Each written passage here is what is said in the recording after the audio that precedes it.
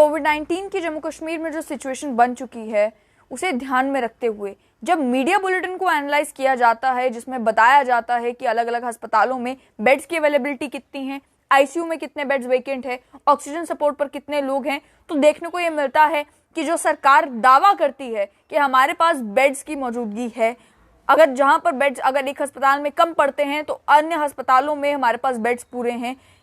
Overall paper पर तो ये नजर आता है, लेकिन ग्राउंड सिचुएशन क्या है?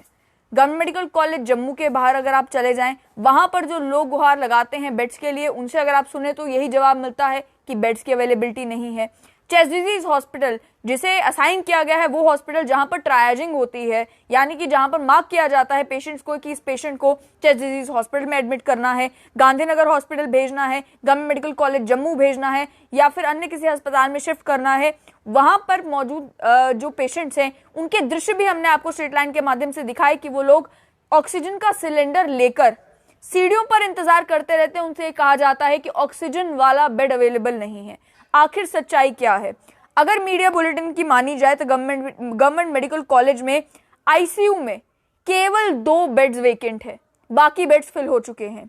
चेस्ट डिजीज हॉस्पिटल में केवल 2 बेड्स आईसीयू के अवेलेबल हैं, बाकी सारे फिल हो चुके हैं। उसके अलावा अगर नॉर्मल ऑक्सीजन बेड्स की बात की जाए, बताया गया है कि total Covid dedicated beds government medical college में 405 है, जिनमें से 375 पर ऑलरेडी जो है पेशेंट्स हैं, जिनमें से 274 ऑक्सीजन सपोर्ट पर हैं और 28 बेड्स केवल वेकेंट है।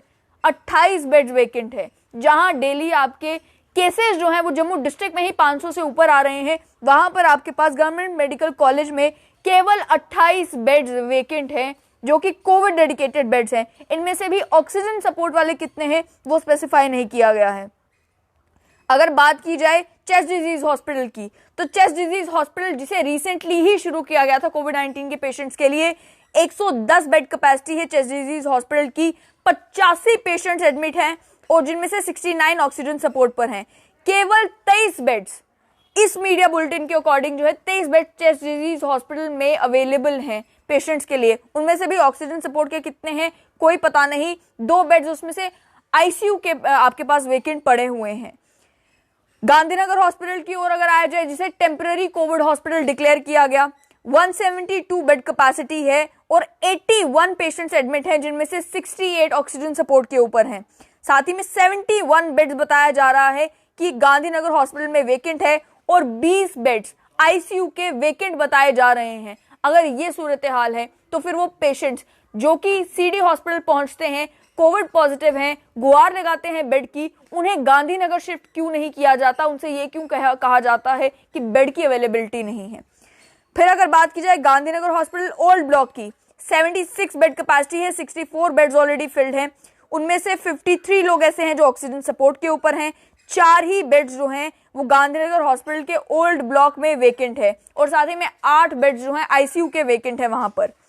उसके बाद आती है बारी एस्कॉम्स बत्रा की। एस्कॉम्स बत्रा में आप जानते हैं कि हमारी बात एस्कॉम्स बत्रा के प्रिंसिपल डॉक्टर पवन से भी हुई थी, जिसमें उन्होंने बताया था कि हमारे पास बेड्स की अवेलेबिलिटी है, जितना ऑक्सीजन अभी हमारे जितने पेशेंट्स हमारे पास हैं उसके हिसाब से ऑक्सीजन हमारे पास है। सेंट्रल लाइन क्योंकि नहीं है, इसीलिए हमें पेशेंट से कंसेंट फॉर्म साइन करवाना पड़ता है उन्हें एडमिट करने से पहले।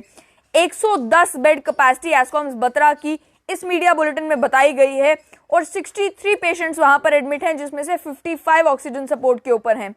वेकेंट बेड्स जो है 46 बताए गए हैं और आईसीयू में केवल 1 बेड एस्कॉम्स बत्रा में वेकेंट है। उसके अलावा जो अन्य अस्पताल हैं, जिसमें गवर्नमेंट साइकियाट्री हॉस्पिटल है, 70 बेड्स है वहां पर अभी कोई एडमिशन नहीं हुई है। और अन्य जो बाकी अस्पताल हैं आपके, वो गवर्नमेंट मेडिकल कॉलेज डोडा है, सीएचसी भदरवा है, रजौरी है, कठुआ है, ये आपके पेरिफेरीज में जो अस्पताल हैं उनकी बात है। और फिर आती है बात नारायणा हॉस्पिटल कटरा की, जहां पर बेड कैपेसिटी को इंक्रीज भी किया गया था। 111 बेड कैपेसिटी है नारायणा हॉस्पिटल की, जिनमें से 88 पेशेंट्स जो हैं ऑलरेडी एडमिट हैं, 41 उनमें से ऑक्सीजन सपोर्ट के ऊपर हैं। और बताया ये जा रहा है कि वेकेंट बेड्स जो नारायणा हॉस्पिटल में हैं वो केवल 23 हैं। 23 बेड्स अवेलेबल हैं नारायणा में। और आईसीयू की अगर बात की जाए, एक भी बेड नारायणा हॉस्पिटल में आईसीयू में अवेलेबल नहीं है। तो यानी कि जो टॉप हॉस्पिटल्स आप अगर जम्मू डिवीजन के देखें, जहां पर जो सीरियस कोविड के पेशेंट्स एडमिट हो रहे हैं, आईसीयू की सूरत हाल ये है कि 2 बेड्स आपके पास गवर्नमेंट मेडिकल कॉलेज में है, 2 बेड्स आप सीडी हॉस्पिटल के ऐड करें 4 बेड्स आपके पास हैं, गांधीनगर हॉस्पिटल के ओल्ड ब्लॉक के 8 बेड्स ऐड करें तो आपके पास 12 बेड्स हैं, और उसके अलावा आपके पास एस्कॉम्स बत्रा का 1 बेड है, 13 बेड्स आपके पास हैं, और 20 बेड्स फिर गांधीनगर हॉस्पिटल न्यू ब्लॉक के हैं। तो 33 टोटल बेड्स आपके आईसीयू के रह गए हैं इस टाइम पर, बाकी सारे बेड्स आपके फिल हो चुके हैं। उसके अलावा अगर कश्मीर की ओर भी देखा जाए तो कश्मीर में सूरत हाल क्या है। एसएमएचएस हॉस्पिटल है, आईसीयू का 1 ही बेड वेकेंट है। स्किम्स हॉस्पिटल है, 6 बेड्स वेकेंट है आईसीयू के। चेस्ट डिजीज हॉस्पिटल है, 1 बेड वेकेंट है आईसीयू का। स्किम्स बेमीना है, आईसीयू में बेड्स फुल है।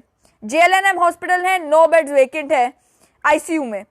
जीएमसी बाद में जीएमसी बारामूला है, सुपोर है, गवर्नमेंट मेडिकल कॉलेज अन्य हैं। लेकिन जो टॉप हॉस्पिटल्स हैं जहां पर ज्यादा पेशेंट्स आ रहे हैं कोविड-19 के, खास तौर पर सीरियस पेशेंट्स आ रहे हैं, वहां पर अगर मैं गिनती करूं तो 17 के करीब आईसीयू बेड्स जो हैं वहां पर वेकेंट है।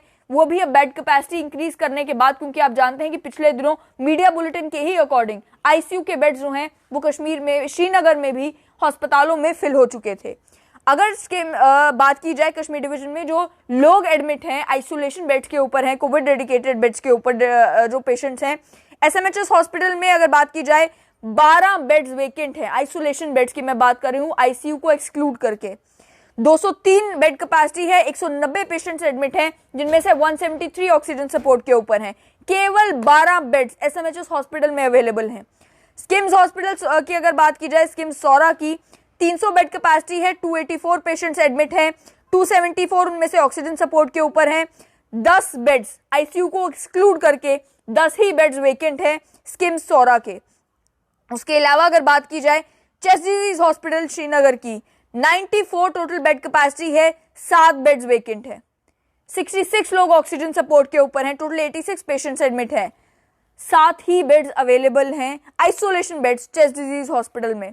स्किम्स बेमीना की अगर बात की जाए, स्किम्स बेमीना में 174 बेड कैपेसिटी है, आपके 105 पेशेंट्स एडमिट हैं, और जो बात की जाए कि बेड कैपेसिटी 69 बेड्स जो हैं वो स्किम्स बेमीना में फिलहाल अवेलेबल हैं। लेकिन आईसीयू में जो बेड्स हैं वो फुल हो चुके हैं, आईसीयू में कोई भी बेड अवेलेबल नहीं है। ये बेड पोजीशन है अलग अलग अस्पतालों की, जम्मू डिवीजन में भी और कश्मीर डिवीजन में भी। जब सिचुएशन मीडिया बुलेटिन के अकॉर्डिंग इतनी ग्रेव है तो किस तरीके से प्रशासन ये कह रहा है कि हमारे पास बेड्स की अवेलेबिलिटी पूरी है। जिस तरीके से कोविड-19 के केसेस बढ़ते जा रहे हैं दिन ब दिन, और काफी सीरियस पेशेंट्स जो है वो अस्पताल पहुंच रहे हैं, क्योंकि अस्पताल इस समय वही पहुंच रहा है जिसकी ऑक्सीजन सैचुरेशन ड्रॉप कर रही है, जो कोमोर्बिड है, जिसे लग रहा है कि उसकी जान जो है खतरे में पड़ गई है कोविड-19 के कारण। जब वो लोग अस्पताल पहुंच रहे हैं, उन्हें 1-1, 1.5 घंटा इंतजार करना पड़ता है, उन्हें अलग अलग डॉक्टर्स को कॉल लगानी पड़ती है, उन्हें सिफारिश करनी पड़ती है एक ऑक्सीजन बेड के लिए। अगर बेड की अवेलेबिलिटी अभी ऐसी है तो फिर आप सोचें कि आने वाले दिनों में ये सिचुएशन क्या बन जाएगी। अगर अभी मीडिया बुलेटिन के अकॉर्डिंग बेड अवेलेबिलिटी होने के बावजूद एक कोविड पॉजिटिव पेशेंट को इतनी मेहनत करनी पड़ती है ऑक्सीजन बेड लेने के लिए, तो आप सोचें कि आने वाले दिनों में जब कोविड-19 के केसेस और बढ़ेंगे, जो कि बढ़ रहे हैं, तो सिचुएशन क्या हो जाएगी। या तो सरकार ये बताए कि बेड कैपेसिटी जो दिखाई जा रही है क्या वो बेड कैपेसिटी है भी या नहीं, या फिर ये इंश्योर करे कि ऑक्सीजन बेड्स की डिमांड लेकर जब कोई कोविड पॉजिटिव पेशेंट आता है, और कोविड पॉजिटिव पेशेंट वो जिसकी ऑक्सीजन सैचुरेशन सच में ड्रॉप कर रही है, जिसे घर पर मैनेज नहीं किया जा सकता, तो ऑक्सीजन बेड क्यों नहीं दिया जाता। अगर दिया जाता है तो उसे 1-1, 1.5 घंटा इंतजार क्यों करवाया जाता है। अगर बेड की अवेलेबिलिटी है तो इतना समय लगना नहीं चाहिए। इस पर भी प्रशासन को सोचना होगा कि इस समय आपके पास आईसीयू के बेड्स जल्दी फिल हो रहे हैं। अगर आईसीयू के बेड्स आपके इंक्रीज नहीं करते हैं तो आने वाले सिचुएशन में जो सेवियर पेशेंट होगा, जिसे सेवियर डिजीज होगा कोविड-19 का, वो जाएगा कहां पर। जब आपके आईसीयू के बेड्स फिल हो जाएंगे तो वो पेशेंट उस पेशेंट को कहां रखा जाएगा। ये समय है आपको बेड कैपेसिटी और इंक्रीज करने का, ये समय है आपको ये इंश्योर करने का कि आपके पास ऑक्सीजन बेड्स की अवेलेबिलिटी हो, ताकि आने वाले दिनों में जब केसेस बढ़े तो आप जो है उन पेशेंट्स को भी केटर कर पाएं।